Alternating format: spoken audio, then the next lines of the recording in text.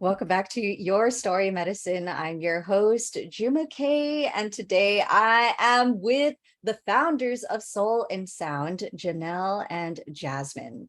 So, what exactly is Soul and Sound? Soul and Sound is the sound healing festival for the culture.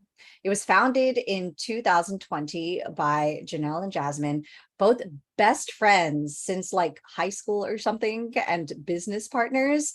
And this is the first female Black-owned sound healing festival of its kind. I attended two of them thus far, and I remember walking into the space feeling like I could actually breathe, because usually festivals and I don't do well. You know, the kind of people that it attracts, especially when it's a healing festival. And I'm like, nah, I ain't about this life. But Janelle and Jasmine created such a sacred space where people like me and people in melanated bodies could genuinely feel like healing was accessible to them, and to where healing didn't have to be just like meditation and breath work. And while that's included, we also get to shake our ass. I mean, come on, twerking is exercising the root chakra. Like, y'all have created a space in a way to where it's like, I look forward to the next one. And so this festival includes sound healing, sound baths, live musical performances, DJs, breath work, and also highlights BIPOC vendors. And it's just all good vibes. And so I wanted to create a space for the people who are behind this vision to share how is it that this started off as something that came from your imagination, a need into the community, which has now attracted hundreds of people who are even traveling all the way to Los Angeles to be able to be in community with others that are feeling called to elevate their frequencies. So welcome. Thank you so much for being here. Hi, June. Thank you for having us. Very excited to be here and share our story with you. Yes. This is going to be a beautiful experience. So we don't really get to talk about the whole behind the scenes part, and hearing your experience with Soul and Sound has been beautiful as well. Just listening in this moment, like how you felt you were able to breathe, because when Jasmine and I were creating this space with us in mind, like Black people or BIPOC people in mind, like we want to make sure that they're feeling that safety there, but the safety to breathe, the safety to dance, the safety to heal. And it's been a beautiful experience cultivating this space, and I'm excited to share our story.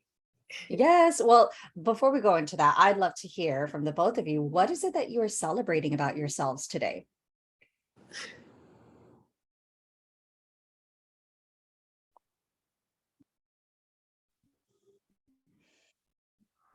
All right. Today, I am celebrating that I'm alive. It's a brand new day. I'm happy to see that the sun is shining. And today means that there's a new opportunity to seize life, to liberate myself, to empower myself, and to see what I'm capable of. Beautiful. And for myself, I will have to say, I actually started off this morning with more of a discussion on like wanting things, that like working towards things that you haven't received yet, or seeing someone else with things that you're working towards, and like how that affects you. Like, why isn't it me, right? Why don't I have this yet? And my mindset on it all is just like, this is your life, this is your walk and your path, and what's for you is for you. And so like having those moments where you may not receive or have the things that you're working toward just yet, I think you've kind of got to make peace with who you are and be grateful for the things that you are, and grateful for the things that you have. And so to me, I'm celebrating the little things in my life that I have that we overlook, or I overlook, or may not always remember. Like I've got an amazing background, an amazing family, and amazing friends, and I get to live each day pursuing something that I love doing. So I'm living in that gratitude, and I'm celebrating that space. That's So beautiful. if we could take away your titles, and I know that y'all are doing so much in the world, but at the core, how is it that you would describe your medicine? Ooh, I would most certainly describe my medicine as spiritual practices. I actually wrote a book called The Daily Spiritual Practice. Yes, I'm an author. Okay. And I wrote that book because all of the practices in there happened to be the medicine that I picked up on my journey. And they really transformed my life and helped me ground myself and move through all of these different chakra systems and empower them day by day. And what I've learned about medicine and these like spiritual practices is that you have to practice them every single day in order to feel the benefits. And it doesn't mean that you have to do the same practice every single day. It just means that you have to formulate your own medicine for that day with your toolkit. And so I have a lot in my toolkit, lots of different meditations and visualizations and prayers. And as of lately, I would say like my strongest combination of medicine would be this chakra meditation that I do every single morning, where I move through each chakra and I balance them all. And then right after, I write down gratitude, what I'm grateful for, and also my affirmations for the day, setting the tone for how I want to feel throughout the day. So that's my medicine. I'm so grateful for it. Love it. And for me, you're asking, what if we strip away the titles, who are we, or what is our medicine? Is that what we say? Okay. Mm-hmm. For me, it's very simple. Love, like, just I'm a big lover. Like, I have a big heart, and yeah, I think love is the ultimate healing component. You know, it is self-love, it's love of others, it allows that compassion and that forgiveness, and it allows us to understand our vulnerabilities as humans. And you know, there's no pressure on yourself. You're vibrating at the love frequency, correct? And I think that frequency is the ultimate healing experience. And I try and give love every day. My method is usually like words of affirmation, telling people I love them. Like, I have no problem saying it. So love is my medicine. Beautiful. And self-love is going to Love save it. you every time. Every time. So I have a confession to make when it comes to my own spiritual practice. I grew up as a Buddhist in a Buddhist household. Another flip side of my story is that I actually went to a Christian preschool and elementary school, but it was only because they had childcare, extended childcare, whereas the public schools didn't. And so on the weekends, I would be meditating at the temple. And then on the weekdays, I would be reading Bible verses and singing gospel. It was a strange time in my life, but uh it got to a point where like I just I didn't want to do any of it anymore. I wanted to break free. I wanted to rebel. It just felt so rigid. And there came a point in my life where because I was probably all over the place as a kid, that meditation then became a form of punishment for me.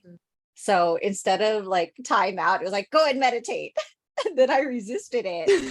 And it wasn't until my late 20s where I attended my first Vipassana meditation experience as a 10-day silent meditation retreat, where I started to remember how, as a child, this practice is really what allowed me to feel connected with my surroundings. And now I think that it's so beautiful that other people, communities, and cultures are being exposed to these healing modalities like meditation, chakra healing. And I guess like I am so curious about your own spiritual upbringings and how this has inevitably led the both of you into somehow reconnecting into this lifetime and then dreaming about creating soul and sound so that others can have these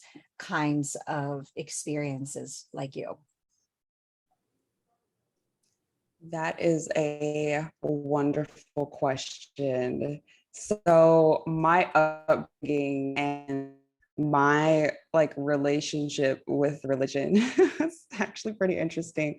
So my family we all have a mixture of different religions, and I grew up around them all. So like my grandmother on my father's side was like involved with the Catholic religion. A lot of my family on my mother's side come from Georgia, the South, you know, and so they're in Christian is what, you know, they're ingrained with and what they practice. And then my babysitter growing up was actually a Jehovah's Witness.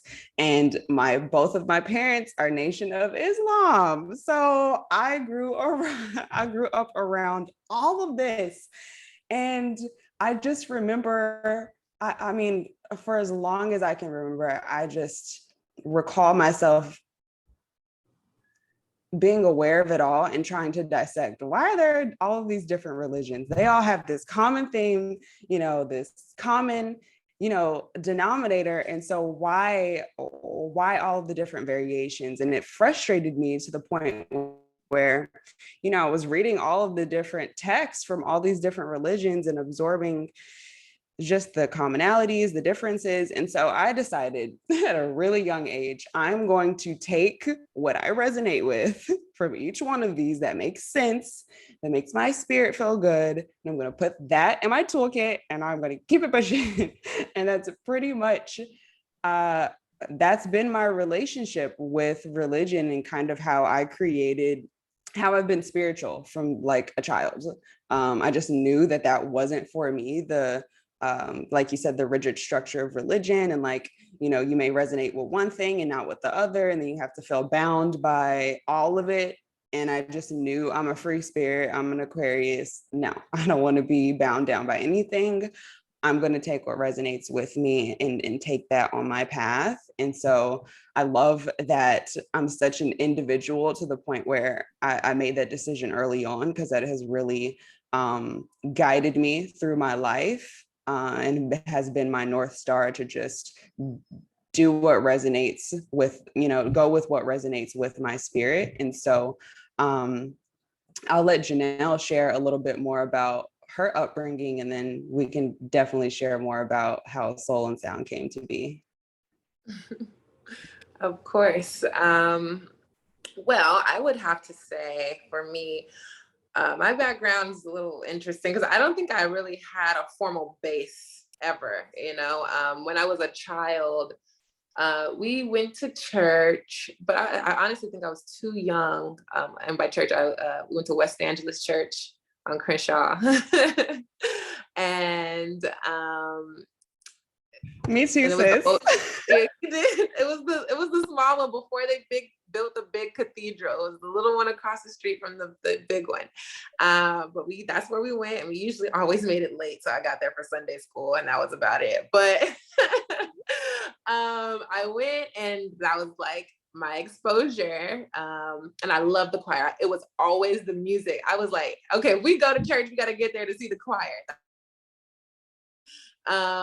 But outside of that, we didn't really practice it at home as a part of our daily lives or anything like that. And so I don't think I ever had that formal base.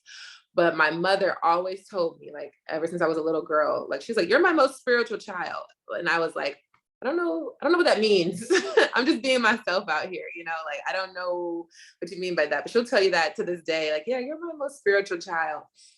And now, like, I always was afraid because I was like, in Christianity, they're like telling you, you know, repent and pray and like pray to Jesus. And, you know, there were just these things that just did not, it didn't stick with me. And so I got afraid. I'm like, crap, I'm going to hell. Like, I don't know.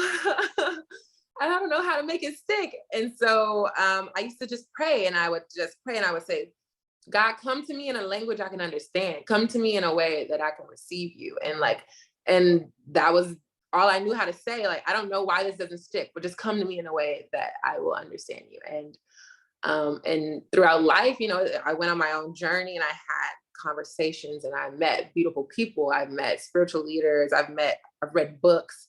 And I've just learned that at the end of the day, it was coming from me. Source was within me. And so I've learned to trust that guiding voice in myself and build a relationship with that voice. And a large part of that has been through my work with Soul and Sound and what we're doing here. And that's why we want to share it with so many people, because it really allows you to yourself in a way that is transformative. And so happy to share how we got started, how it has changed our lives, how it's like been an impact in our community. But yeah, go ahead, Jasmine. You want to start from the beginning? Well, and I'm also curious about how, like, I think that it's so beautiful that the both of you have been friends for so long. And I'm like, when did this, I feel like it's very rare for people to maintain relationships even after high school. And it sounds like the both of you were in the same community, right? And so maybe there was a need that you felt like wasn't being met. And so like, let's just start from there. Actually, what was it like for the both of y'all to just like first click? Yes. What was it like for the both of us to do what? Just like first click, right? Listen, like our first time meeting. Okay, we always have a debate on how. Go ahead, Janelle. Go ahead. Go ahead. Tell the story.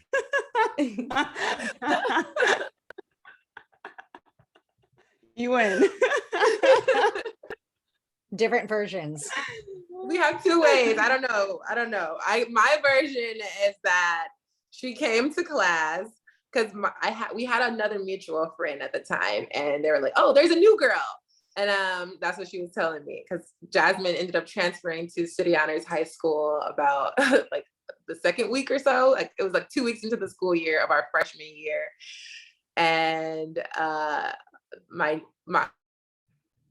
middle school with had met her already in passing, and I hadn't met her yet, but she was saying, "Oh, there's a new girl," and I was like, "Oh, okay, cool." And it was fourth period Spanish class. Shout out to Miss Harris. And she came to class to join the classroom, and she had like a bun. She just stopped in the doorway. She had this glow, and she had like this high bun and some vapes on, and like this orange collared shirt, and she was all looking so cute and fly. And I was like, "Okay, we got a new girl in the class." I remember it was a Lacoste shirt too. It was an orange Lacoste shirt. Yes, the orange Lacoste shirt. And we was like, "Oh, that's a new girl." Okay. And so I said hello. And then we ended up having like several classes together at school. And so I still have the notebook, but I have this notebook. And I just wrote her a note because we sat next to each other. I was like, "Hi, I'm Janelle." And then I asked her, I was like, "How do you get home from school?" Like, she's like, "Oh, I'm supposed to take this bus, but I don't know where it is." I was like, "Oh, I take that same bus." And we had the same stop. And so we every day would ride the bus home, and we had classes together, and we had that notebook full of notes, full of things. But yeah, how it started. Yeah, and I would just say, like, we instantly clicked when we met. Like, we instantly became best friends. We've kind of just been, soul sisters and attached at the hip, like, ever since we met. And I tell Janelle this all the time. We did this in another life. I just know it. I know that, the movie Soul, when you jump into earth and you like hold hands with somebody. I swear I did that with Janelle. You ready to jump? So she's definitely soul sister, soul tribe, soul sister. Soul circle. So yeah, we've been like this since I went to City Honors and we connected. So I'm so grateful for you. I love you, boo. But yeah, that's been us. And so I would say throughout college. Oh, go ahead. What'd you say? I was gonna say I'm sandwiching into this love fest right here. I just love witnessing the love.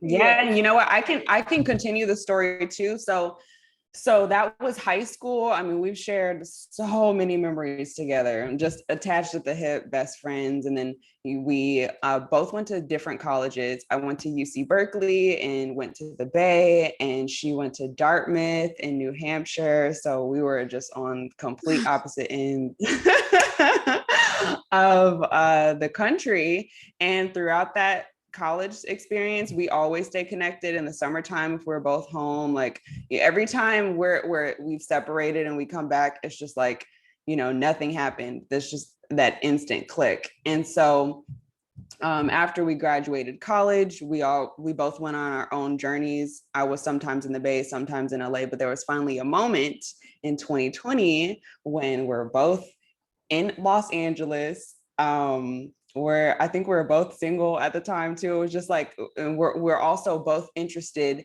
in doing something, in doing entrepreneurship. Janelle came to me and was like, hey, you've done projects and done entrepreneurial projects with other friends, and we've never done anything. Like, why don't we brainstorm ways that we can work together? Because why not? And so Janelle, if you want to share more about that, like the beginning of that process, because I just want you to fill in the details too.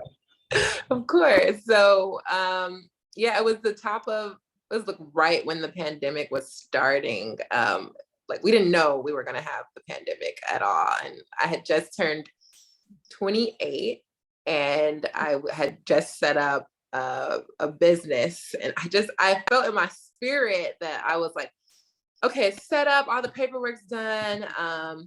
But I've never done this before. And I knew I wanted to do something that healed people. And at the time it was like, I've always been passionate about like womb health and women's health. And so we were thinking of going down that path. So many of our early supporters may be familiar with Gardner Her, which has had roots in like womb health, women's health. But at the intersection of it all, what really drew us together was the woman was the embodiment of body and spirit, and drew us together. And so we're brainstorming, we're thinking of ways to like really build out this business to make an impact. And the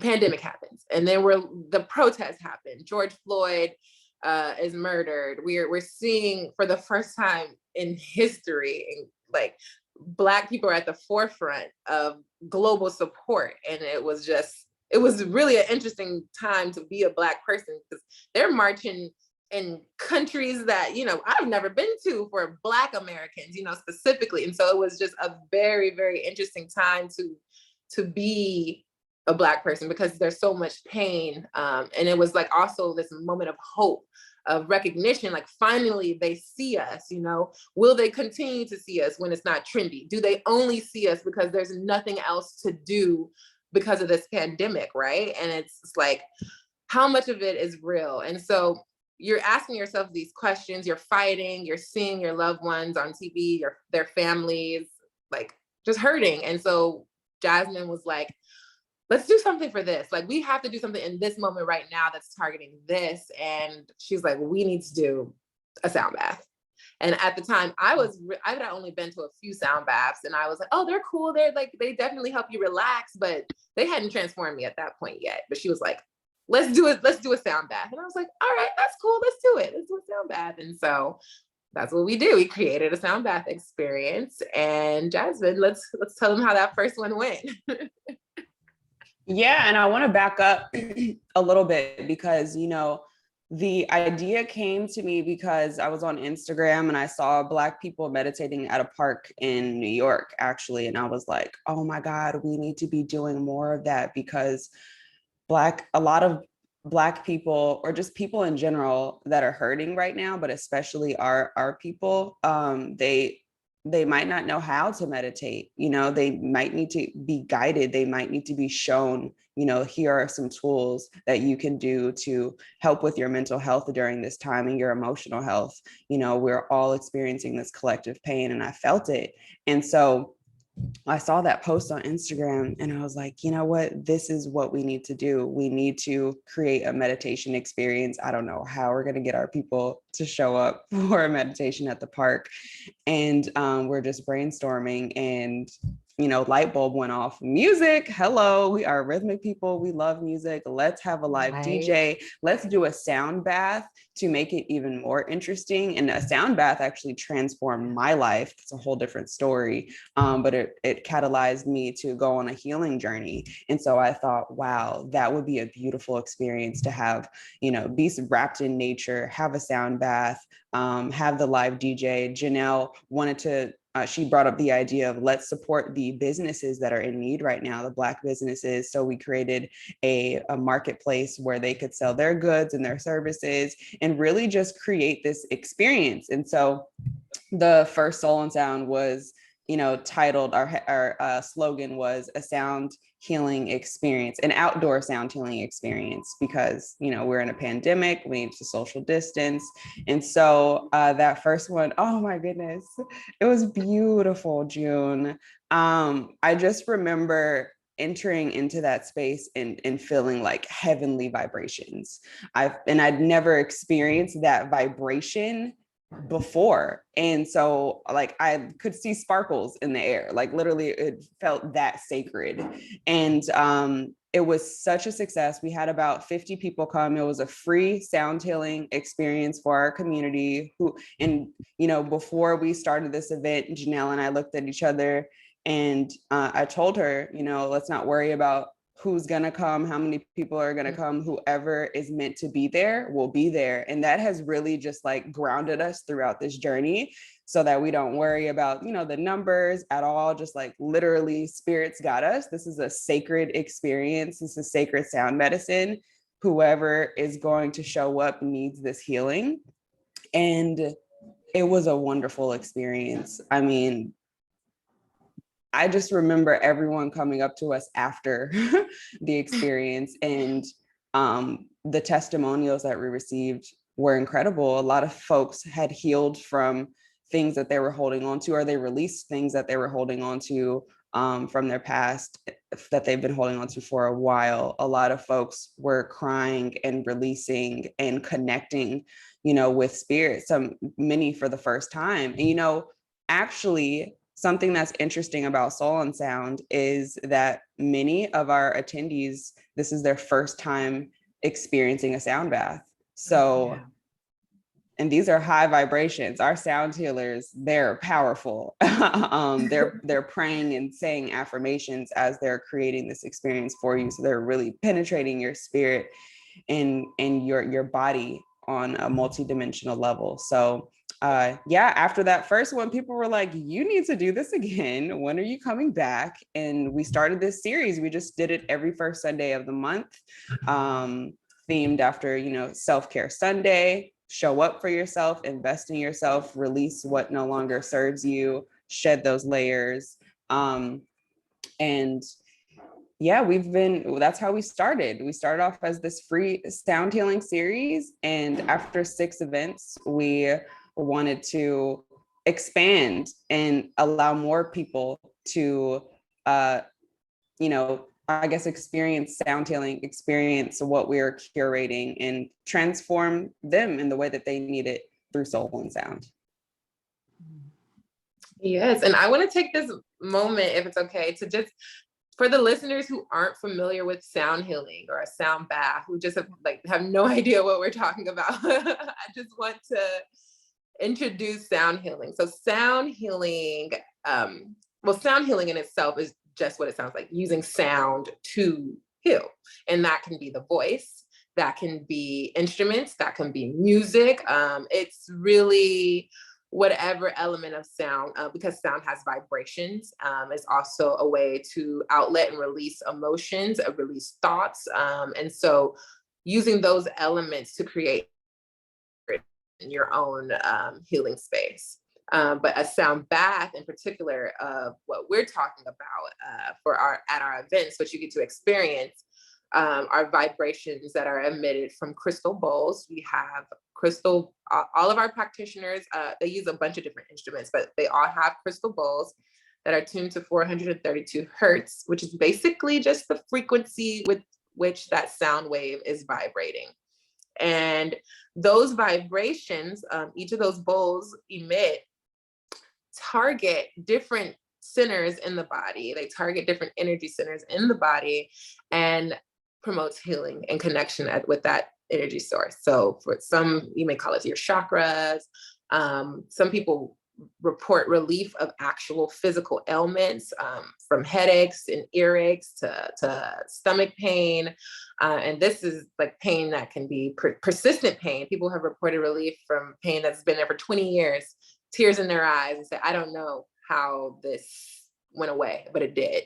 And they come to us with so much gratitude. And I can't make this up. It's like, you have to be there to see it, because we really are just the vessel. You know, we are really just part of the creating the experience, and the healing is for each individual that's there. It's here for you to access and tap in on whatever level you want. And so I just wanted to share quickly that, you know, what we are referencing when we talk about our sound baths and the technicalities. I really Yes. appreciate you saying that. Thank you. Mm-hmm. Go ahead, Jasmine. Oh, nothing. I'm good. Okay, so I'm curious though, as to why is it that you have made this focus specifically for BIPOC? Because who's doing it? But it's such a need. And who's going to create it if not us? You know, we can't wait for someone else to give us what we need. We know how much it's needed. We know the lack of representation of people of color in the wellness space. And we know how it's needed, because first of all, the one of the beautiful things about this type of medicine, this type of work, is that all you need is yourself. You don't have to pay to see a professional. You know, it's always wonderful. It's always wonderful to have access to experts. But at the end of the day, the work is internal. And so since we're creating that space for people to tap in, it is a free resource. So a lot of the issues in terms of economic issues, you don't have to worry about that. It's really just trusting yourself.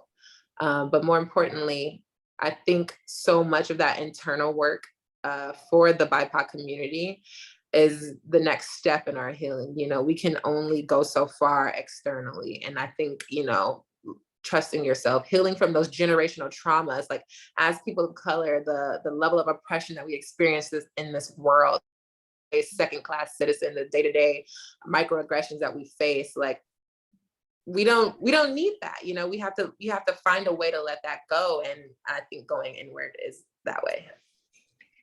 Yeah, I've just been reflecting on how we all have our roles, right? You have people on the front lines that are protesting in the streets. You have the people that are at home caring for the babies. There are people who may not have the privilege of being able to leave this material realm in order to pursue this spiritual path. And yet we can create these pockets for people to just have a taste of it. And I feel like the ways that we are truly going to dismantle racism and liberate ourselves from this oppression that is really just like born from the imaginations of white supremacy is by coming back to self, coming back to breath, which for many people in our communities, it actually feels like a threat. the moment that we get into stillness is when all the stuff comes up. And it's not just our stuff either. It's our ancestors, it's our parents who never had a chance to maybe like sit and receive, our grandparents, so many generations. And I feel the beauty of being able to incorporate sound is that the sound serves as an anchor. The sound says, hey, I've got you. And the ways that our ancestors healed is like, I mean, like my ancestors, like, yes, meditation practice, but also like song, dance, that gets to be a part of the healing. And so, Janelle, I know we were talking about some of your own findings in your ancestral lineage. And so I want to know, how is it that you feel soul and sound is contributing to this legacy of your ancestors? Yes, well, I think it's one of the same. And when we were talking earlier, I had mentioned that ever since I was a little girl, I had this innate knowing, like somehow, some way, I am like connected to Harriet Tubman, and like I think it's like a direct lineage, like through her. And I had shared with you my family's findings in terms of like our last name being Ross, and that was her last name, and how she is in Virginia. And so, and as far back as we can trace our ancestors that were kidnapped to America, I've gotten as far back as Virginia. And I was like, and my aunt confirmed these findings. And I'm like, okay, you know, she's a boss. Harriet Tubman's a boss. And I don't know exactly how I'm going to create that. And it's never been my intention, but it's very interesting to see how it's aligned, and that soul and sound was really created out of that same pain. You know, like we mentioned, like that death of George Floyd, that murder of George Floyd, shook the world. And it really created this opportunity for us to heal as Black people. And I know, so I know that we spent so much of our ancestry, so much of our lineage has been running and fighting, running and fighting. And I always wondered, how am I going to give back? If I was alive during the civil rights movement, what would have been the way I gave back? And it's so interesting to see that it's the way that we're giving back is through healing. It's with creating the space to heal. And it's often overlooked, because how do you heal when you're fighting, you know? Yeah. And so, yeah, that's the interesting link between the ancestry, like the ways that that's showing up in soul and sound is like we're fighting the same fight, but this time I'm coming to heal, to create that space. Yeah, right. Like we don't have to run anymore. We can take a break from fighting. And Yeah. while the mantra has been going around of I can't breathe, what about creating spaces for us to actually breathe? So I think it's beautiful what y'all are doing. Thank you so much. Okay, so I want to dig into just the growth of soul and sound now, and how you started off doing free events in the park to where now people are starting to take notice. Wow, this went from 50 people, public, free, into now literally attracting hundreds of people. I was at the last one where Londrell was the headliner, and it sold out and people were still trying to get in. And so I feel like a lot of folks who identify as healers or who are awakening to their gifts as healers, especially healers of color, have a challenging relationship when it comes to being able to charge for their healing work. And y'all, because of the attention that that soul and sound is getting, have an opportunity to expand. So tell us more about the vision of this expansion and how soul and sound is actually establishing itself as an actual business entity. Yes, so I can speak to that.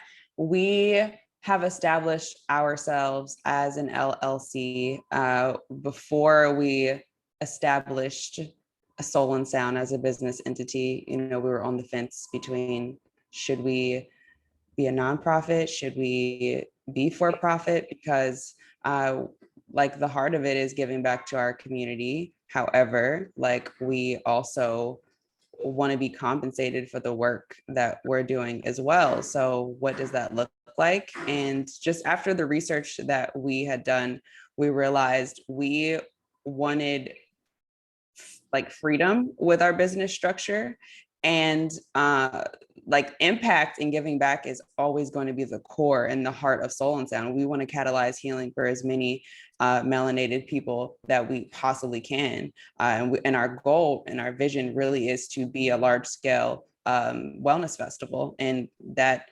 we're in partnership with the universe, so we know it's going to happen. But when we were creating this business structure, we decided to go for the LLC and the for-profit for freedom, for liberation, and to really title ourselves as a social enterprise, because that impact is still the core of Soul and Sound. So I encourage any of the entrepreneurs out there to follow your intuition, do your research and your due diligence, and figure out what makes sense for you. And although we started off as a free sound healing festival or a free sound healing experience for our community, we listened to our intuition throughout that journey. And I think that's an important part of being an entrepreneur, is listening to that intuition, especially if you're in this sacred, like spiritual space. And once our spirit told us it's time to charge, we listened. And that was that. And so I encourage all of the other entrepreneurs out there, listen to your intuition, know when it's time to stop, offering the trials and the free services, and you feel like, you've gained what you needed as far as experience in your audience, and that it's time to transition to a paid model. Your work is valued, it's needed, and the people that are meant to be there and that are meant to be your customers will be your customers. Yes, and I would like to add, and this is one for the entrepreneurs out there. I have to remind myself of this all the time because it's difficult. It's easier said than done.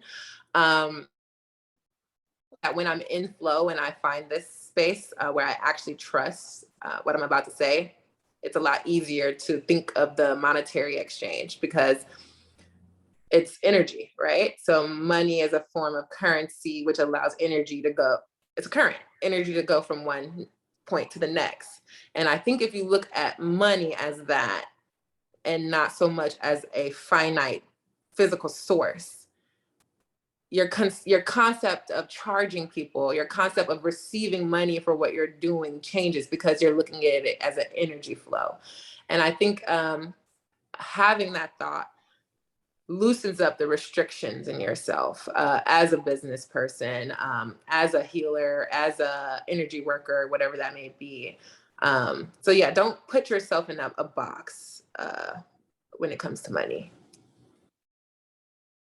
And the way that I see this as a way to actually divest resources back into the community is that, wow, you're able to bring on these artists, especially these Black artists that I feel are pioneers in using music to heal the masses, like Free Soul, Lava, right? Londrell, and all these other artists that you are bringing to light to say, hey, like we can actually, like, sound healing goes beyond sound bowls, right? But through the stories that are being shared of how like so many folks are just awakening to the power of coming back to breath, coming back to self, and reconnecting with our ancestors. And so I feel like Soul and Sound is just the manifestation of what many BIPOC may be feeling in isolation, and yet they're like, wow, finally I found a space where I feel seen, where like my family may have rejected me or think that I'm the odd one out for meditating, for like diving into these alternative spiritual practices. And this is really a movement that I feel y'all are also pioneering. And so I would love to know, what is it that you are doing to currently stay grounded in these times? And then what is it that you've been learning to release?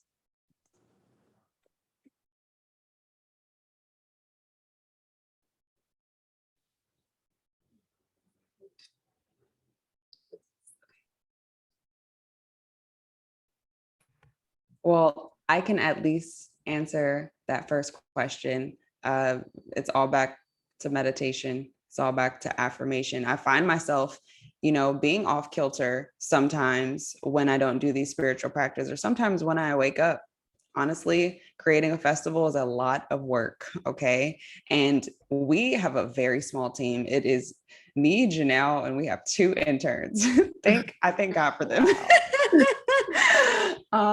And so it's a lot of work that has to be dispersed between this small team. And so that meditation, really, those practices, they keep me grounded. They keep me focused. They keep me aligned. And what was the second question, June? What is it that you've been learning to release?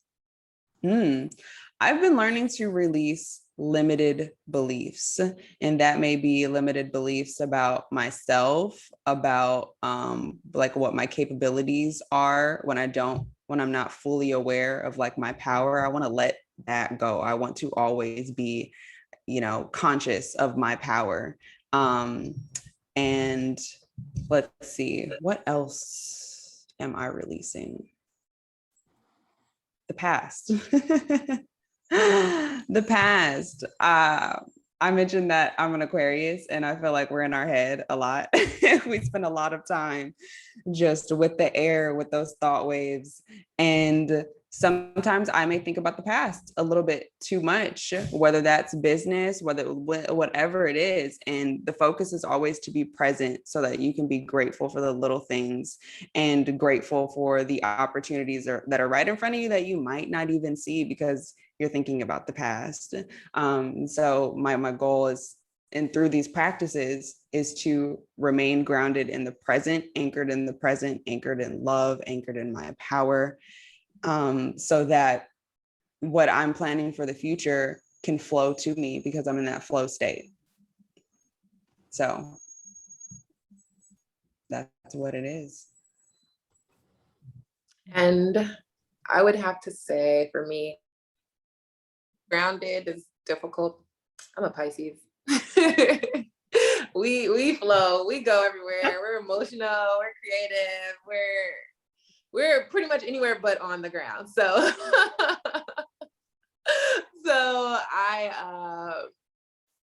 that one's harder for me. But with that, I think my biggest source of grounding, to be honest, is accountability factors, accountability partners. I create my own system for accountability, and I also like check in with my friends and family, like, hey, am I doing it? I'm not? Okay, let me get back on it. So that part is definitely my way of like staying grounded in all of this, because building a festival is a creative endeavor, and it is highly, like we said, we tap into our intuition and divine guidance throughout this whole process. So it definitely takes a lot of trusting and falling and going for it. So having access to mentors, people who you trust, helps me stay grounded. And in terms of release, my release is play. I love to play. I love games. I love cooking. And so it's like playing with foods, just creating elements in my life and experiences in my life that allow me to just get out of my head. That's my release component. Yeah. So tell us more about the next Soul and Sound, and then how is it that our community can continue to support other Black female entrepreneurs like y'all? Should I go? Yeah, I can go. The next Soul and Sound will actually be October 2nd, 2022. It's the first Sunday in October, and it will be in Los Angeles. And we have so many amazing artists and practitioners lined up for this experience, to curate this healing experience for us all. It will be at the Beehive as well. So the same location that it was in May, where we had Londrell, and we haven't released any details just yet. So you are all the first to know the date. And we can't share anything about the artists that will be performing just yet. You will have to follow us on Soul and Sound on Instagram at our Soul and Sound page. That's at SOLANDSOUND. So stay tuned. I'm really, really excited for this next festival. It's actually going to be our finale.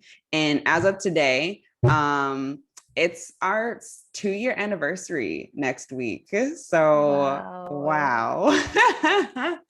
The October 2nd festival will be our 10th event in 2 years. So we've learned so much over that time. And yeah, we just rebranded as a festival this year. So we are really in this new lane now.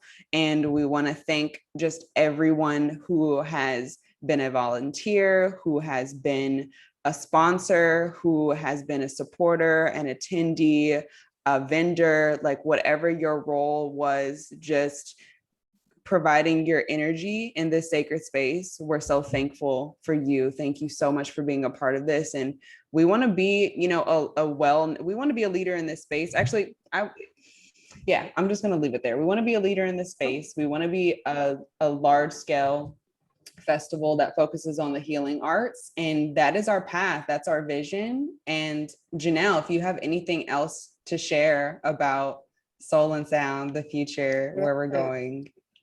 Well, yeah, I want to actually highlight one of the beautiful components of this year's festival in May and in October, because we are Black women entrepreneurs, and we've received a lot of support from one of our partners this year, which is blavity.org. We've been selected into their fellowship for this year, and they're partnering with presenting the festival with us. And one of the ways that we're doing that is through our PreFestival Experience. So I don't know how many entrepreneurs are listening, but particularly Black female entrepreneurs, if you are interested in really learning about your business and the intersections with self-limitation, self-guidance, abundance,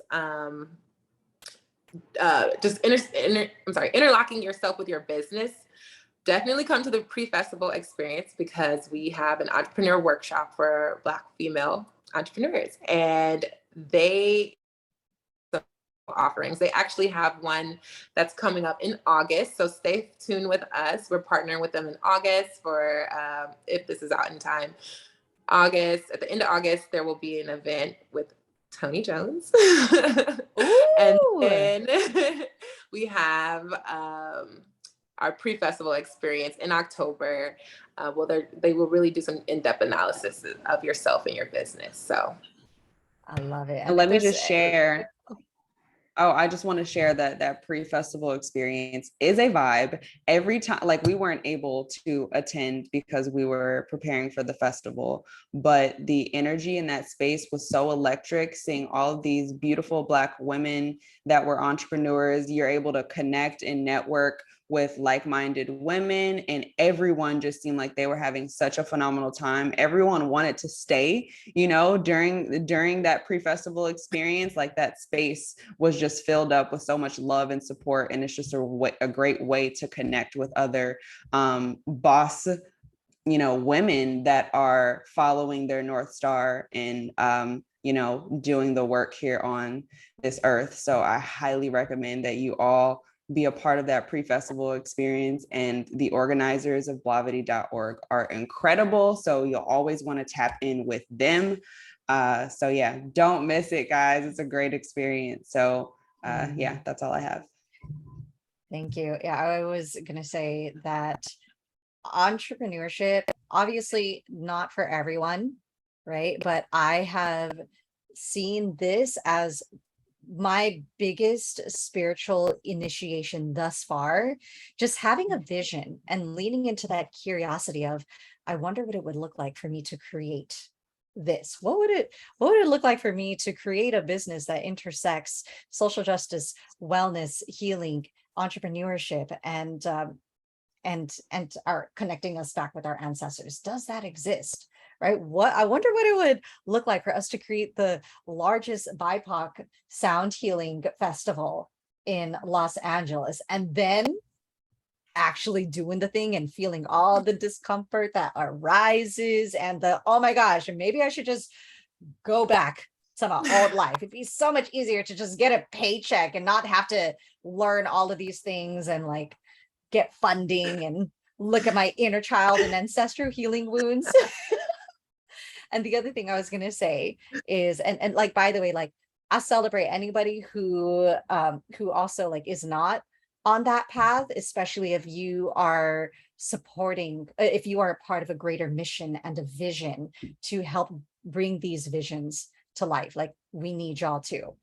And that's why I say Soul and Sound to me is like more than just a business. For a lot of us that are choosing this path, it's more than just a business. It's a movement, it's a legacy that we are here to leave behind. And for anybody that is feeling resistant to the title of boss, I like to break it down as being of sacred service. And that's accessible to all of us. I love that. Yes, me too. Thank you for sharing that. Being of sacred service. I love it. Yeah. I have one final question for y'all, which I love to ask all of my guests.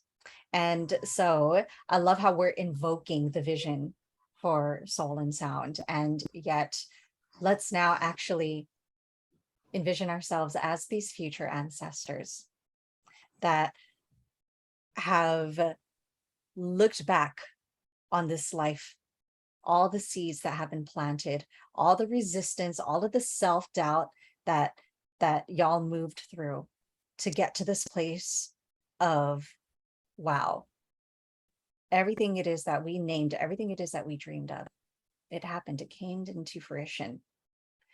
And so as a future ancestor, looking back on present day Janelle and Jasmine, or even the version of yourselves that just reconnected back in 2020 with this dream, what is it that you would say to yourself?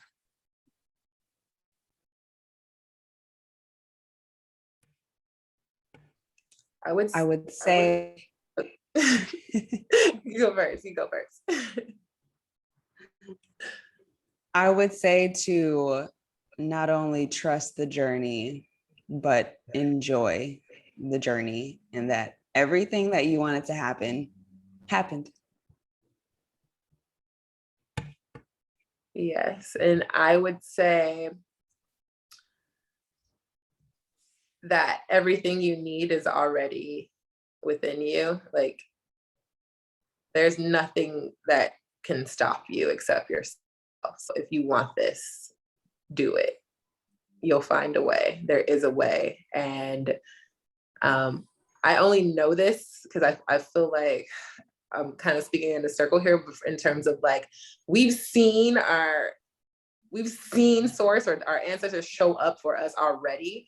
So it's like for us to like answer this question after we've seen ourselves show up for us in the process, it's like confirmation that I'm gonna be with you, we're here, and so I think that was what I would say. We're with you and you have everything you need.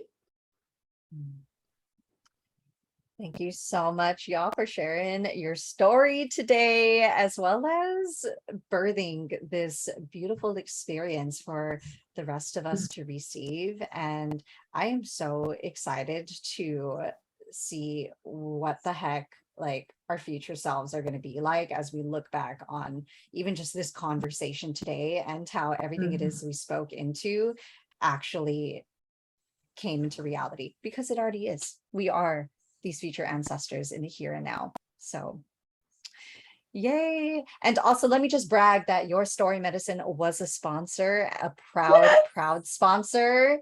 And so I want y'all to like go to the next one. And if you have a vision for yourselves, use this as inspiration to know that that version of you that wants to make it happen is not that far away. Because y'all did this in 2 years. Psh, imagine what's going to happen in 20. Okay.